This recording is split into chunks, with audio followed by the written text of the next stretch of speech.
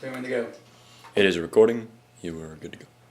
Alright, how y'all doing tonight? My name's James Reed and I'm coming here. We're going to talk about something I feel that's very necessary that we talk about and I have a passion for it. Let's talk about nuclear waste. Now, nuclear waste from nuclear power plants have devastating effects on communities for decades and future generations. There's a connection between thyroid cancer, another thing called glowing forests, unusable farmland for growing food, not being able to live in an area where nuclear power plant disasters happen.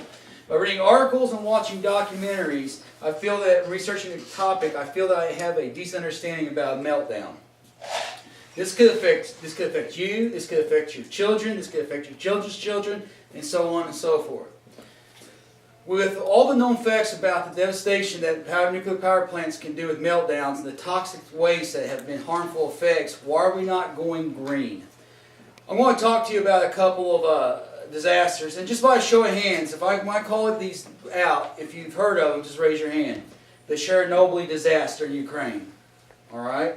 Fukushima disaster in Japan, all-right? 3 Mile Island power plant in New York. Got a couple of you, okay.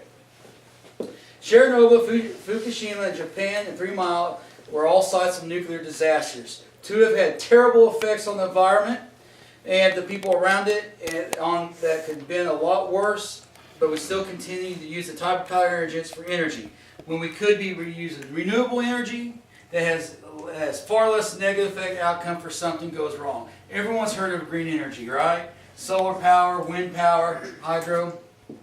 I want to talk about the main thing is the Chernobyl meltdown.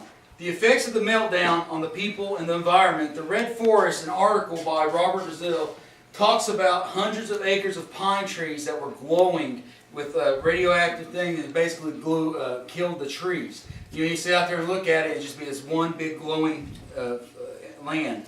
And it killed hundreds of pine trees in the power plant reactor to the intense radiation that turned red and slowly died. More people were exposed to radiation than the people during the bombings of Hiroshima and Nagasaki. And the Soviets advised abortions for all women who were 7 months or less pregnant and that were exposed to radiation. Now, Fukushima, Japan, and the tsunami. Now, this happened recently, and we all know about it, but according to the upgrading the disaster by part, radioactive contamination in Japan and possibly nearby countries, they were finding radioactive stuff washing up on the beaches months after the disaster. The government of Japan barred surrounding communities from planting rice and vegetable crops, and out of the fear of harvest could contain radioactive soil, and that was also upgrading the disaster by part. 3 Mile Island was a partial meltdown in 1979, and I bring that up because that's the closest thing that we've had to a major disaster. Thankfully, nothing bad happened, but there was some effects. Now, when I say it's time to go green, we talk about wind, solar, and hydro. The good thing about going green, it reduces the greenhouse emissions, improve public health, and the two most important things. Solar alone will eliminate burning up to over 10,000 pounds of coal a year. And that comes from types of green, and that was come from the ISGN Green website. The World Health Organization, these are just numbers that they've talked about. It takes years before we can actually get a look at the damage done by the meltdowns. And 3 Mile Island, it was 3 years after the partial meltdown before they could assess the damage that could be made, and another 8 years before it could safely be removed. So from 79 to 87, nothing could be done. It just had radioactive there. Okay, now Chernobyl, that's a different one.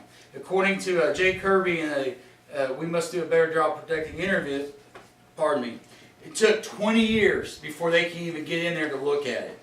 And then it took another 10 before they could assess it. And it's still highly dangerous right there. They're basically building a dome over it to collect in the radiation. We must do a better job of protecting the environment, the people that live here, because once it's damaged by a nuclear disaster, there's no going back and fixing it quick. Most of all the meltdowns could have been prevented, but anything man-made can fail, and the effects can be felt a long time. They're saying for nuclear waste, according to radioactive density, it takes 240,000 years in order for the radiation to be where it's safe. But even then, we don't know because we're not going to be around.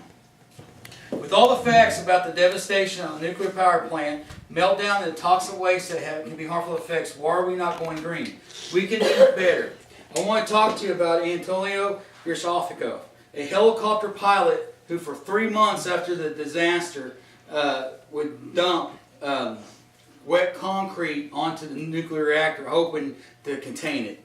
Unfortunately, 4 years after that, he died of a couple of cancers. Leukemia, for one, acute leukemia, and the World Health Organization said it was because of this.